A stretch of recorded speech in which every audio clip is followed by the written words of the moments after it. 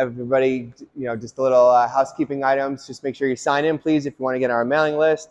Also, there's a QR code, so you can go ahead and plug that in to keep up to date on everything. I'm pretty much, it's all. I was gonna see if there's any new people here or anything, but I pretty much know everybody, so I'm not gonna ask, what you guys have. I pretty much know everybody here. All right, so I want to introduce our guest, Cole. Cole is, I don't know if you know, he does the Multifamily Mastery Meetup in Lehigh Valley. He started about 3 years ago. Mm-hmm. Fun fact, I actually used to go to his meetup when I first got into investing. And now I'm here doing meetups, and we ended up joining together. We also do have another meetup group in, I think, Montgomery and Bucks County as well. But Cole's here today because he just acquired another property out of state. Cole's into syndication, and he was investing in the Valley, and now he moved out of state. So we're going to go over that property today. So I'm going to let him take it from here. If you could, give us a brief, little background first about your investment. Yeah, I appreciate it. Can you guys hear me okay? All right, perfect. I'll make my super long story relatively short, but I got started young. I started investing when I was 18, 19, and I just had the right people around me that told me to own a business and to invest in real estate. And I ended up meeting a guy in Easton that had a bunch of units, and he was became an awesome mentor. And there's a whole story behind it, but long story short, I met this guy, and we built a great relationship, and he ended up seller financing a duplex for me. And that was crazy at the time because I knew nothing. I was in college, and I'm 19, and he basically was like, hey, here's the deal. You're going to pay everything, deal with the tenants, I'll teach you it. And I was like, cool. So did that, and it was a disaster. Everything from reno, crackheads, drug dealers, you name it, I went through it, countersuits, whatever. But we got through it and saw the potential. And so I was going through school and was like, I can't do this corporate world. There's this whole other world over here. Let's push that. So I had no money, obviously, so I started contacting all my family members. I'm like, hey, let's invest. I'll do everything. Just put your money with me. And we started buying more units and building that way. And then they all ran out of money, and I was like, okay. So I was bartending my way through college, and I was like, all right, it's time to go bigger. So I ended up going into property management because I thought I wanted to have my own company and do a whole different world. And met a guy, started doing property management, ended up hating it, realized that tenant management was not for me. So I fired all my clients and was like, sorry, I'm doing other things. And the guy I worked with, though, Nick, his family took me in, and they taught me so much over these couple of years of doing property management. So we did construction and all this stuff, and him and I worked really, really well together. So we were like, okay, what can we do that's not management, but we can still work together and do real estate? So we got into flipping and wholesale. And does everybody know what those things are? Wholesale, et cetera? All right. So we did that stuff, and we started doing really good at it. And that was like the final straw where we started making money. And at that point, I had the experience and credibility and the other things needed to kind of move into the bigger stuff. And so I launched my company, started the Multifamily Mastery Meetup to try to bring people in and learn more myself and just bring connections, and started buying and building. And we just closed a building out of state, which is our first one, which is exciting. It's a 12-unit in North Carolina, raised about $600,000, and so we just hit 35 units and trying to grow. So it's been a fun journey. All right, so what I want to talk about first is how did you find this deal in North Carolina? LoopNet. Has anybody found a deal on LoopNet? It's the weirdest thing. So everybody says, yeah, they say don't do it. Yeah, it's Crexy, LoopNet. Yeah. It's like they call it with deals. Yeah, deals go to die, essentially. That's the running joke. It is, and it's funny because I went on LoopNet to find stuff, because the trick is you call the guys on LoopNet and you say, what are you not selling? What are you not selling? What do you still have? And that's what worked. So I found this deal. I didn't even intend to buy the 12 unit. I actually saw this maybe a year prior listed, and it was under agreement. I called him. I was like, hey, I saw you had that deal a year ago. What else do you have? Thinking he'll have more stuff in the pipeline. He's like, oh, this other deal fell through. And he had it listed for 1.6. And I was like, oh, like, what was it under agreement for? And he's like, 1.1. I was like, all right, I'm interested, because I knew what the rents are. I knew where it could be. And I was like, it's got potential. So started going through details, and it turned out to be a killer deal. So they wanted 1.1. We said, hey, we'll take it. We'll offer $1 million. They said, meet us in the middle. And we're like, okay. So it kind of just fell into place, and went from there. So basically, yeah, you ended up, what made this one stand out from others then? The potential. So This one was, it was a classic play. It was a purpose-built apartment building. Everything was there, but it was built in early 80s. So there was no lead-based paint disclosures. Everything was newer plumbing, newer electric, but the units were super outdated. Rents were 600 as is. They should have been at 900, 1,000 without touching them. And if we went in and we're doing nice renovations, and I'll get into that, but they're going to be pushed further. So the story just made sense, and then the purchase price also just ran with it. So when you looked at it, it was just like a no-brainer. Okay. Now we always say, in real estate, you should always know your market. Were you taking trips down there? How'd you, pick North Carolina? What made you choose that area? Yeah, so to backtrack a little bit, I left this area. I love this area. I still have investments here, and it's awesome. But I really wanted to get into the bigger stuff, the 20 plus, just because that's where my passion is. The small stuff, there's nothing wrong with it, but I like the bigger numbers, the bigger properties, the property management. I love that game. I want to build a company. So I wanted to go that route, but I couldn't do it around here because there's apartment buildings around here, but there's not like big apartment buildings. And the ones that come up, like we don't have access to, or they trade, and Joe Schmo's getting them that's got 1 billion units, and it's hard. So I found out the hard way after a year of just pounding the pavement here, trying to force it, that like there's not enough supply here for everybody to do this. There's just not. And either you're overpaying or you're competing with the biggest guys, and you got to pull some shit to make it happen. So I was just had enough. So I still kept my eye here, but I had a coach at the time, and he was like, man, check other markets. Where do you like? So I had a cousin that lived in South Carolina, and I went there and I started learning that market, and I learned it in and out. I made a bunch of trips. We drove down a whole bunch of times and felt it out and looked at properties, and you build the team up. You found lawyers there. We found PMs there, the whole nine. And we looked at stuff, offered on stuff, and you kind of learn the market doing that. Okay. And then still, it was so hard. It was so competitive. So we met a guy that referred us to another broker in North Carolina, and he's like, hey, check this out. So we started pursuing North Carolina, and then found this place on LoopNet. And we're like, hey, we know the area because we did all this vetting, made it happen. Okay. So now, before submitting the offer, did you pretty much already vet some property managers, attorneys, everybody, get all these systems in place beforehand? Yeah. Or you just grabbed the deal and then just kind of figured it out?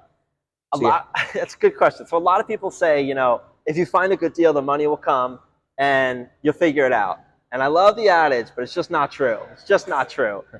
If you find a good deal, you're running the streets trying to find the money, and you better hope you have enough time to make it happen because there's not a lot of time. Okay. And same thing with the team. Like, we're calling PMs, and you can put it on paper. I have a PM, I have a lawyer, I have a whatever. But as soon as you call them and say, hey, I have this 12 unit, 50 unit, whatever, it falls apart. And then you realize they're not good at their jobs. They don't respond. They don't know the market. They don't know whatever. So we found out that you've really got to vet them and have them prepared and go on the dinners, go on the lunches and the vets and the whatever calls before you actually make the move. Make the move. Okay.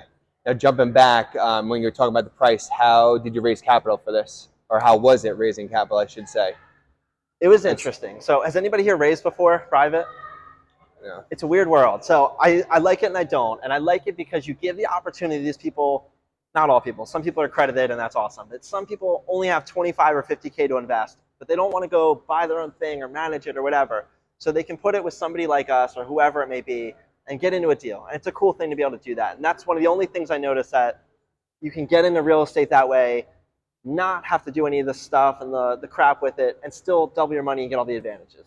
So I like that because I'm already in it. I don't have enough money to do it, but I can also help them achieve it. So I thought that was a cool thing. And raising, though, was interesting. So there's a couple mistakes and things I learned. One, you don't raise during the holidays because as much as you have a good deal, people are more worried about Thanksgiving and Christmas. So that was odd. Persistence. Yeah.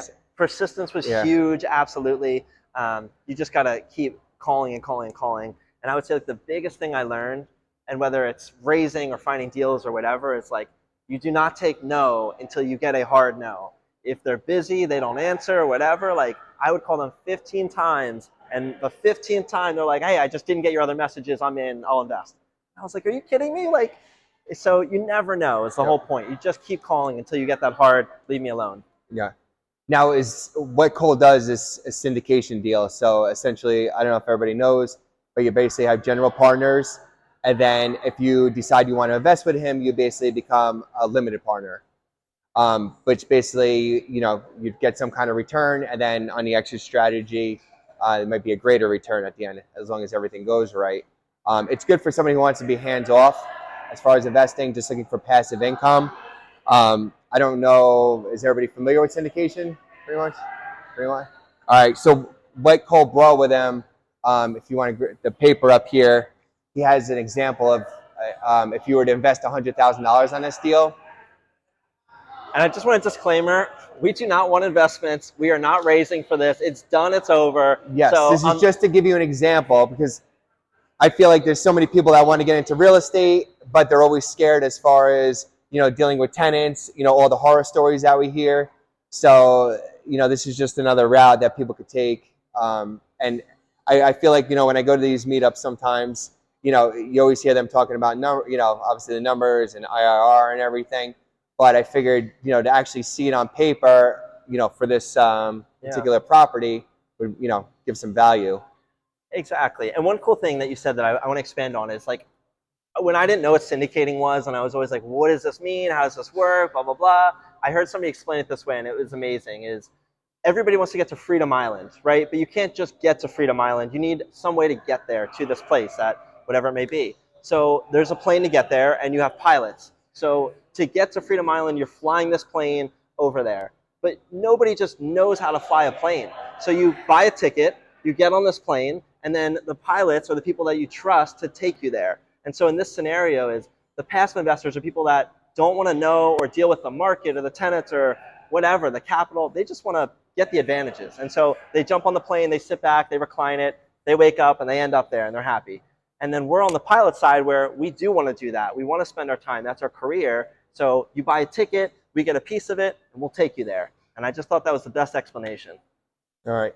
So my next question would be then, after you've raised capital, basically how long did it take, putting this whole deal together, between due diligence and everything else? So what challenges did you face, while doing due diligence? Anything come up that was weird, Yeah, so start to finish, it was just under 60 days. Usually it's just like a normal closing, 60 days. There's not a lot of scenarios. Like people in the larger space, and this was a small deal. 12 units is not crazy. It's $1 million. It's not that much. In the larger space, people aren't buying cash. It just doesn't make sense. There's definitely people that are, but not mostly. It's just leverage is too good of a thing, right?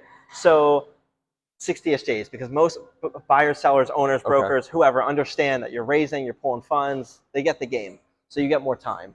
But as far as challenges, so we went under due diligence, and there was stuff we knew was happening. So when we were closing and we were going through due diligence, or I should say when we were going through due diligence, let me back up. We showed up and we're like, hey, we need to see all the units. And they're like, well, we don't have the keys. I was like, can you go get the keys? Because we need to get in. They're like, no, like nobody's got the keys. Then we got to like knock on the doors. And we're like, oh my God. Ended up getting in. It was what it was. But same thing, we get to closing and we're like, hey, did you somehow like go change the locks, get the keys, whatever?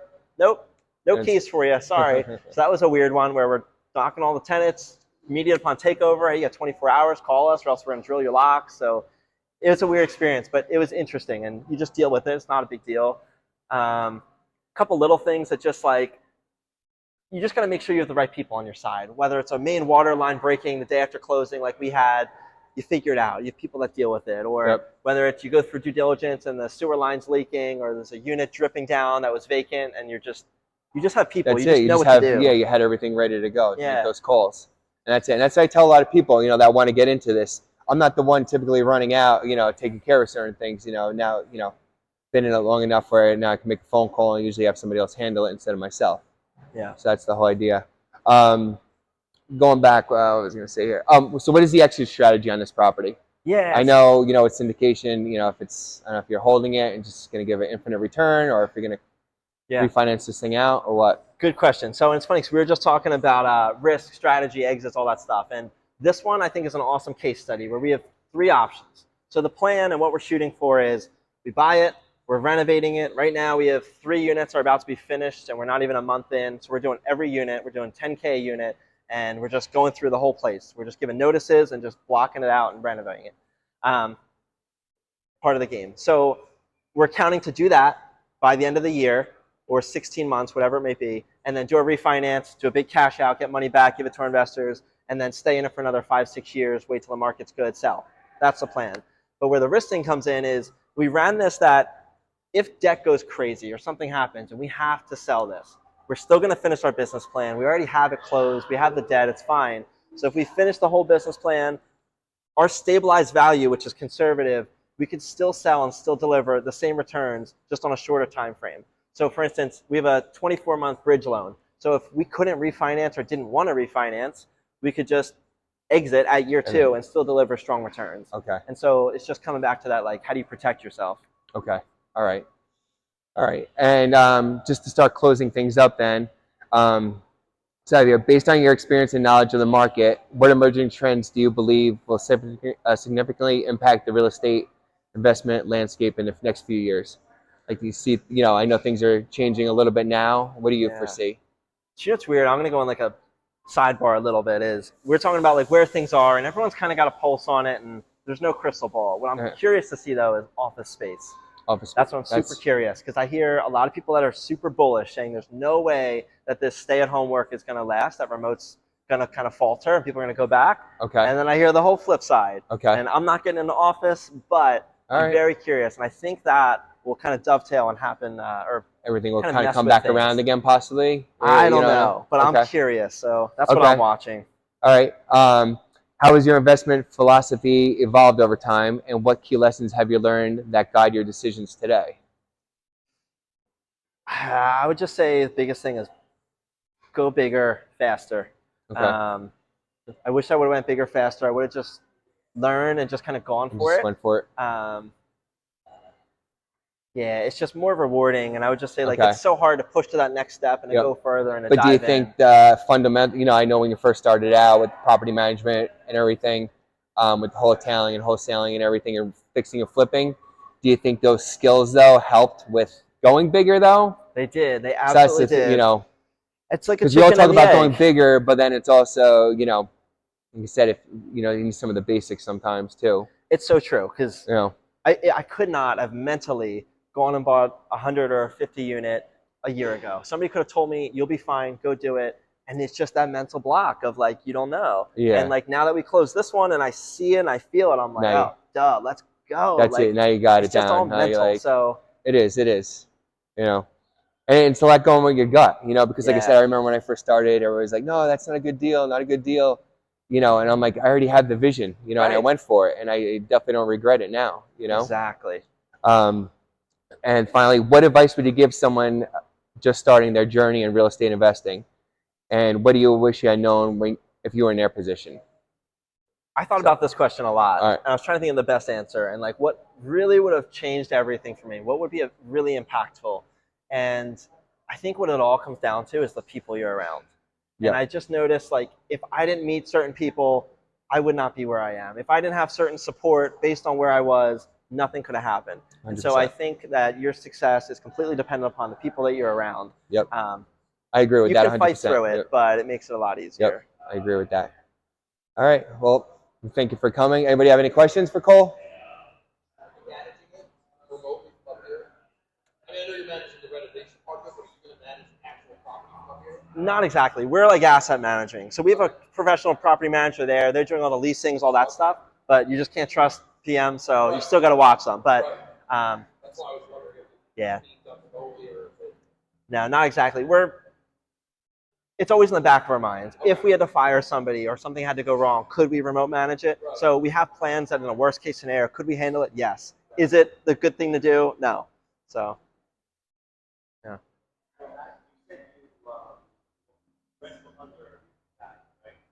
So how much did you raise it by? How quick? Because you live in a market rent, market value, let's say, $2. So how do you go about doing it? And you have a lot of backlash. All backlash. So rents were anywhere from $595. The highest was $750.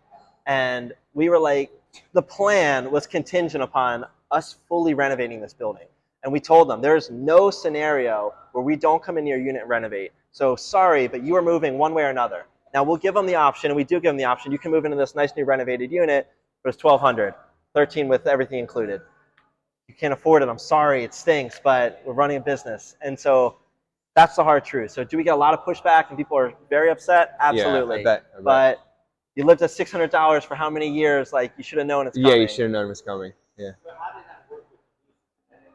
Yeah, was there leases in place or? You got to consider that, and you got to know it. So we have one long-term lease, which they actually signed the lease December before we closed, and we were bargaining with them. Do not sign it. We'll pay you. And they're like, nope, it's too risky. What if you back out? So there's ways around that, and I'll say that in a second. But everybody else was on a month-to-month. So we're just blocking them where there is one unit vacant, one unit delinquent. We went to the unit that was delinquent, and we said, hey, you leave this weekend, and we won't sue you. And they said, done. They gave us the keys, and they left. So we went in there, and that was 2. We gave notices immediately to the next 2 that ended the next month, and then let's say the 28th.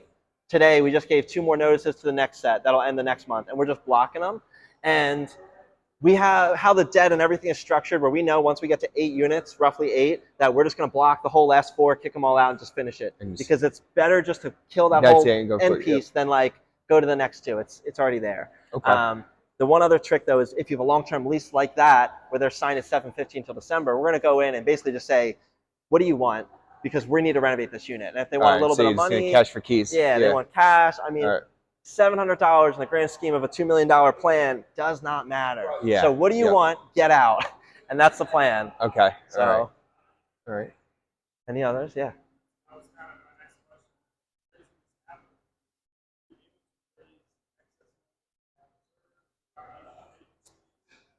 Yeah, absolutely. So we bought this for 1.05. We raised 600. And so if you do the math on that, there's so much extra money there. What it looks like is our down payment was like 385.